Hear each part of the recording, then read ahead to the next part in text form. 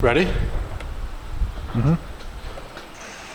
Hey guys, we are doing a back-to-back video testing stock intake manifold versus a new offering we're gonna have. Got this pretty badass billet intake manifold here.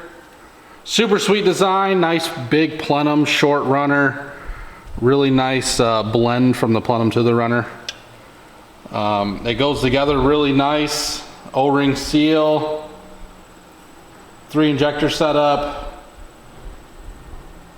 2 extra ports so we can have our blow off valve. And if you wanted like a boost gauge or something like that. So we're gonna we just did 1, 2, 3, 4, 5 pulls.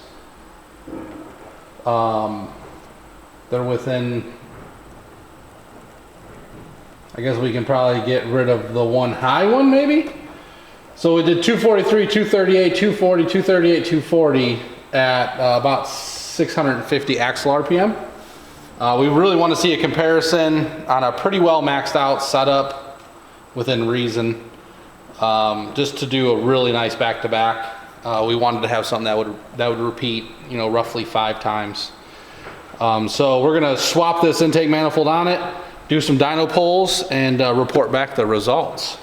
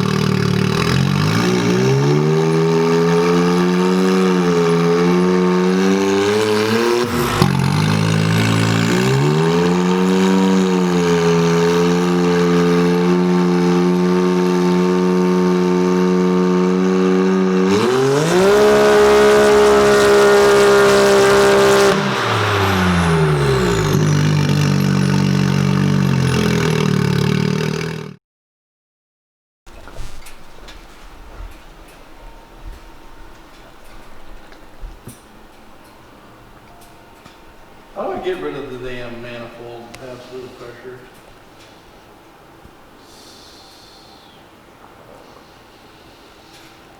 So that was 3 pulls.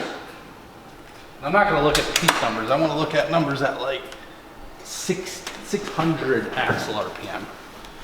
Because the belt slippage can kind of tweak our peaks.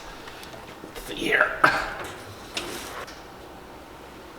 So this is it isn't necessarily a stock car, but I'd say we're at the edge of the compressor limit. So I really wanted to do a test where like boost pressure, I guess really it wouldn't make the turbo work any better or any worse. I just wanted to see like the intake manifold actually making a difference, which that isn't the greatest spot.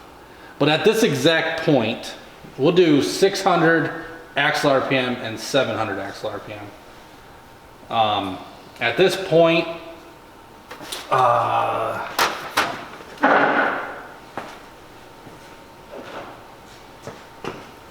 mean, we name our tunes after the peak horsepower, but you know, for comparison purposes, it's best to use,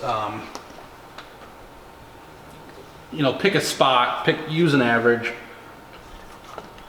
Come up with an idea. So, let's see here. At 600 axle RPM, so 900 axle RPM is like 75, 80 miles an hour. Zero is obviously not going anywhere. So this isn't like, you know, this is just a reference for the dyno, more or less. So, we got 249 plus 245 divided by 247. So 241. So it picked up 6 horsepower average at 600 axle RPM. And then let's pop right there. So that's 245 versus 238.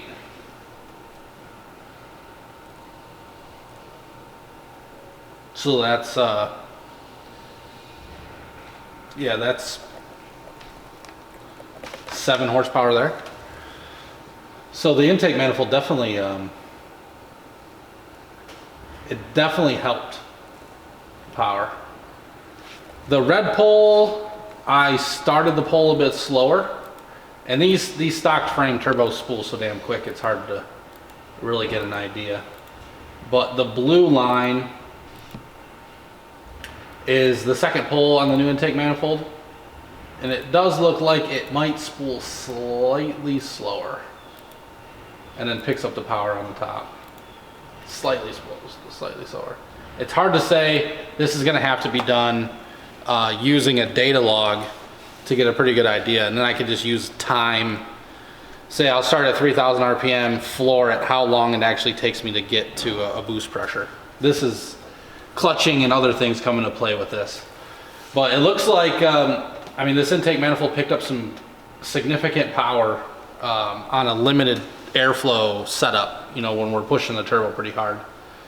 So I think we're going to be offering these things.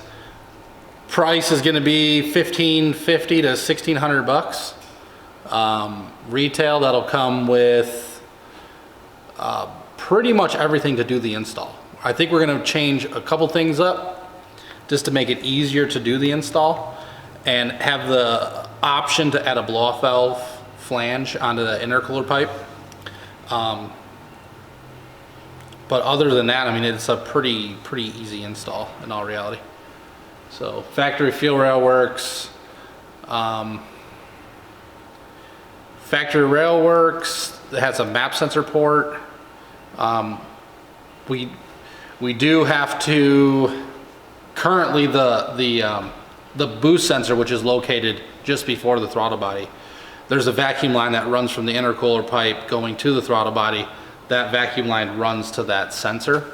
So there's really nothing there. It will come included with the throttle body harness extender, because the throttle body is moved pretty far away.